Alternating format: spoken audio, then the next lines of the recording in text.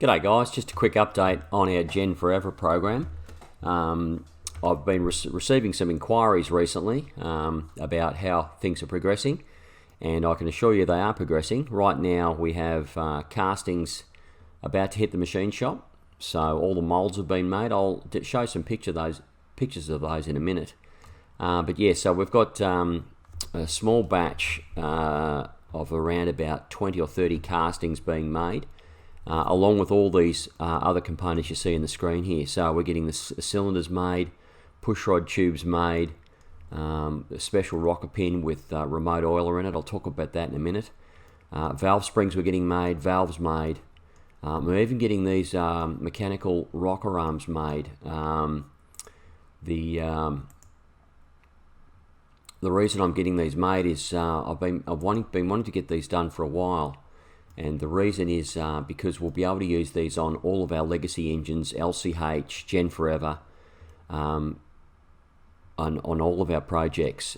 These will be running. These can either run the bushings, original bushings, with the 12mm shaft, or they can be upgraded to run a roller bearing, needle roller like the Gen4 is now. So that'll be really exciting. Now these won't necessarily come with a kit. You can order these as a separate item, or you can just, because the kit will be designed to use your existing hardware. In fact, one of the key objectives of the Gen4Eva kit is to keep the parts count down as low as possible, much like the liquid cooled program, so that you retain all of your existing hardware.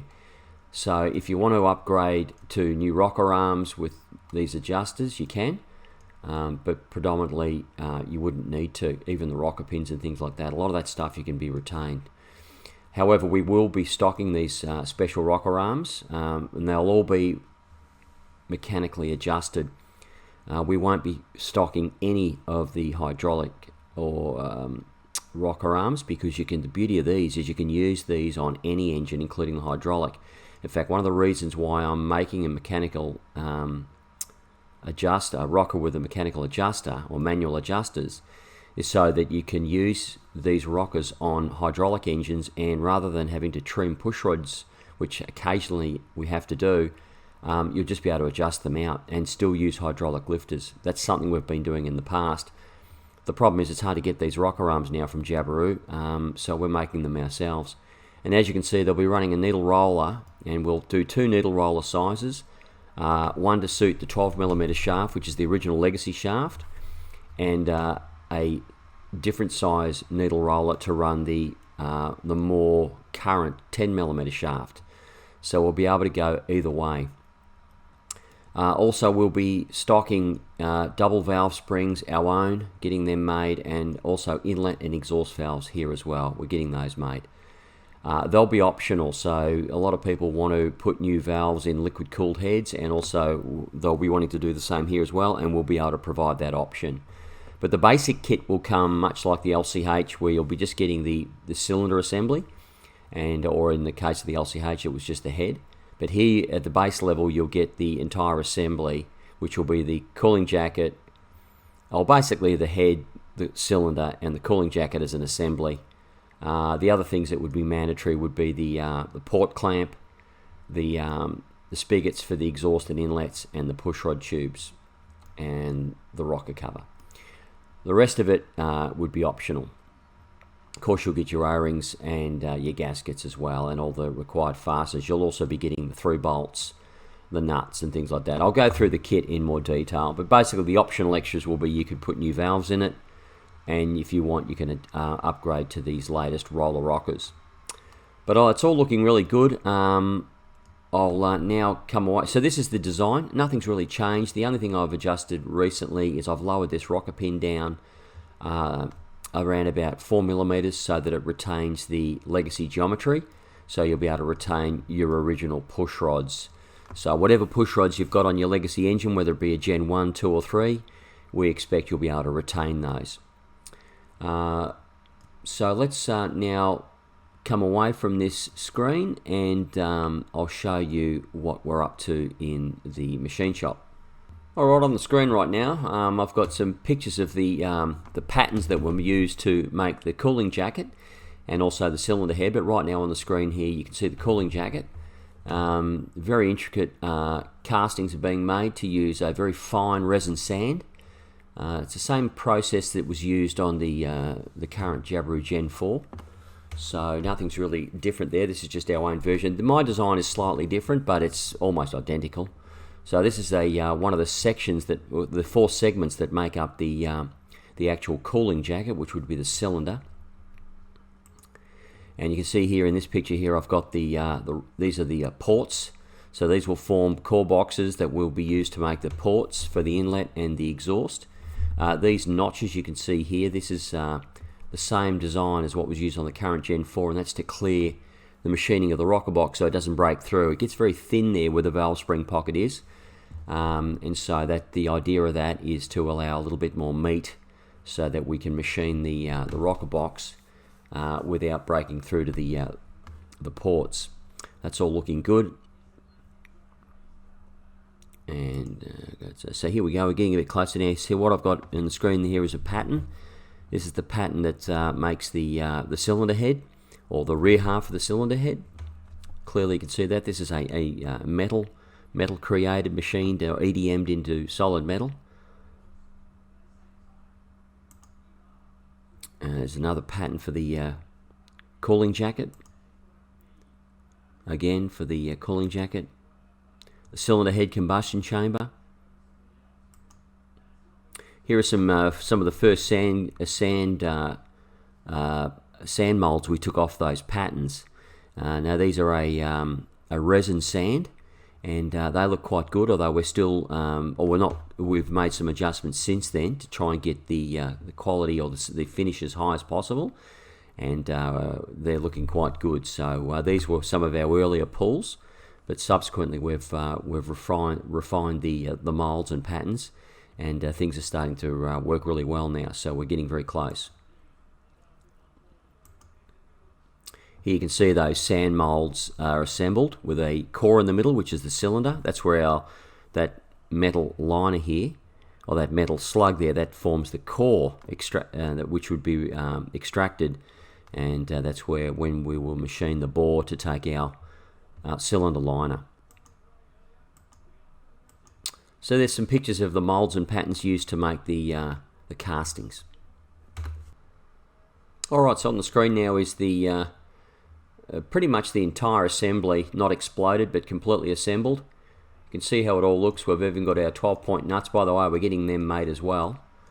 They'll come with the kit, as will the studs, these long studs. I've just got 2 short studs here to see if they work, but there'd be 4 long studs. These short studs go at actually the end of the crankcase.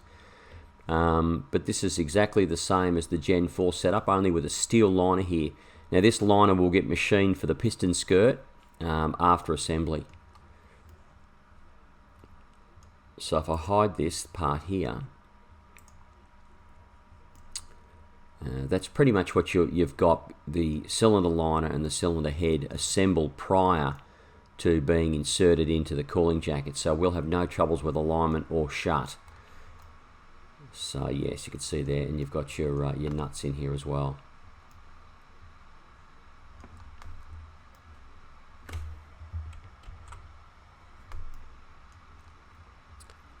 Alright, so if I just hide now the actual head, you'll be able to see the guts of it. I might hide that one as well. So you can see what you've got there. It's all looking good. It's absolutely going to all fit. So very pleased with that. Right, I think we'll move on from here, and we'll take a look at in the workshop and some of the physical experiments I've done with an old Gen 1 crankcase that was damaged, and seeing how everything will fit onto an existing crankcase using some Gen 4 cylinder assemblies I have in stock. So let's take a look at that now. Now what I've got in the machine here is a discarded old Gen 1 3300 Jabiru crankcase. This engine suffered a crankshaft failure, and so the interior was badly damaged, and it was also bent. But that doesn't stop me from using it as a test jig. Now what I've just done is, I've just, using the milling machine, I've just CNC. I've just opened out the 3 pot openings so that I can use this Gen 4 cylinder assembly, like so.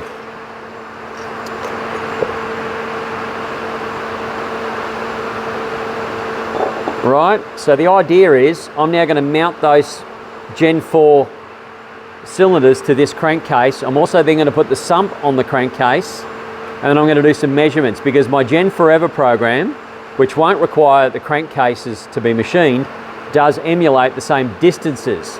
So what I want to do is I want to prove that my rocker, push rods and push rod tubes and everything else fits, because I can make adjustments to the rocker pin position so that it fits the earlier engines with as little disruption as possible. In fact, my objective is for our Gen4Eva program to be very similar installation to the liquid cooled program, except no radiator, no plumbing, right? But as far as the cylinder heads are concerned, I want them to fit the earlier engines, because it occurred to me that the Gen 4 setup, the rocker geometry was different than it was on our LCH. So I'm looking at lowering the rocker pin down to emulate the same geometry, so that when you put this on an earlier legacy engine, our Gen4Eva cylinder assembly, which is going to look very similar to this, you won't have to do any significant adjustments to the pushrod lengths. Also, very easily retrofit our Gen4Eva cylinder assembly to an early engine. And that's the whole idea of this exercise, is to use this as a test rig so I can prove that Gen 4 cylinders will fit the crankcase and the intake pipes and the exhaust pipes and all those sorts of things. I want to make sure that I'm ahead of the curve on that. So that's what we're doing here. So I might pop in a bit later and show you, once I've got these cylinders dummied up and mounted on this case, that the early Gen 1 style exhaust pipes and intake pipes will fit this cylinder assembly. And I'll be deleting this for either a gasket or a copper ring. A little bit more on that later. Some of you may know that I'm currently working on a project which we call Gen4Eva or G4E, and the concept is that we take a Gen 4 style cylinder arrangement, our own, which we're developing, for the specific purposes of retrofitting and offering a continuity of options for the earlier legacy engines. That would be Gen 1, 2 and 3. Those engines have somewhat been left in the cold, so to speak, when it comes to spare parts, particularly top end, and we're addressing that. Now, what I've got here is I've got an early Gen 1 crankcase. This crankcase is unserviceable because it was involved in a crankshaft issue. This one actually right here. Ouch.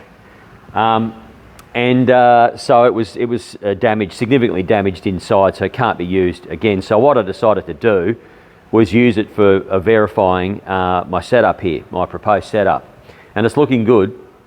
So what I've got here is I took the crankcase, put it in our milling machine, and I opened out the cylinder openings to accommodate a Gen 4 top end. Now these 2 cylinders here are Gen 4 cylinders, early Gen 4 cylinders. And this cylinder here is a legacy setup. So this is a typical steel cylinder which would have been used on the earlier engines, and this is our liquid cooled head. Our liquid cooled head carries the same geometry for the depths and fitment of the push rods and rockers as the early Gen 1, 2 and 3, particularly the narrow valve engine, but the lengths are the same. So what I'm doing here is just determining what my lengths look like. So just imagine that this LCH head was a Jabiru head, because from lengthwise and port position spark plugs, it is exactly the same. So it's a good representation of what a stock head would look like. So that's a stock Jabiru head, effectively, against the current Gen 4 cylinder assemblies. The lengths are very similar. But one big glaring difference, this is why I've done the exercise, is you can see I've got the rocker pin sticking out, and you've got about 3 or 4 mil difference in height on the rocker pin position. And what that's caused is using the standard Gen 1 push rod, which is what I've installed here, Now I haven't got the pushrod tubes on so I can see what's going on, and you can see I've got the pushrods there set on the Gen 1 or the legacy, let's call legacy head, and that's fitting perfectly, which I would expect because we fit these LCH heads on all the legacy engines. So as expected, everything's looking good there, the rockers are adjusted and everything works. Now, the Gen 4 cylinder, when it's put on the same engine, we've got a bit of an issue here that the push rods, predictably, are way too short. That's about 10 millimeters out. We're off the cam, and that's about 10 millimeters out, you can see. So yeah, that's miles out there, see? So the push rods, if you were to put a Gen 4 cylinder assembly as is on a Gen 1, then you would have to make longer push rods. Otherwise it would work, but the push rods are too short. Now, to alleviate that, because what the objective is, we want our Gen4Eva top end kit to be able to bolt on with as little inconvenience as possible. A bit like our LCH, you know, just bolt it on and go.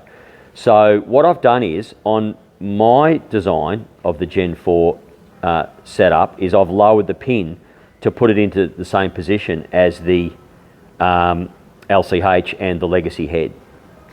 So that way the push rods will behave just like that, and you won't have to muck around, you know, making new push rods or changing their lengths, right? You'll just be able to bolt it on. And I don't know why they didn't do that. So I can't understand, because it was quite easy for me in my CAD design to lower that pin down so it almost clips that second fin, and then puts it at the same height as that pin. Once that pin lowers down to the legacy pin, everything's the same. The rocker geometry is identical, the valves are in the same spot, nothing changes. So that's a good exercise, this one. As you can see, I've just got the cam cable tied in there so it's against the cam bearings. I've got a couple of long studs here because these Gen 4 studs go right through. And on the legacy studs, I've just got a couple of short bits of bolt there. So that's a good exercise. So, so the update on the legacy program is that the castings are being done now and the machining will start in the next couple of days. So we're still on target to possibly have a set ready, if everything goes really well, maybe ready for demonstration at Oshkosh this year. But if not, shortly after. But things are progressing nicely. But this exercise was very valid because this allowed me to go back and revisit the design, and I was able to lower that pin down, which is going to be a great move. So we can just retain, you know, the push rods and all the rest of it. The rocker arms should be able to be retained as well. These rocker arms here will fit this head no problem. And we've also got a pin options for the 12 millimeter or the 10 millimeter pin, using either plain bearings or roller bearings. So all these things are under control. Again, the objective is to try and make this Gen4Eva kit as convenient and as streamlined as possible.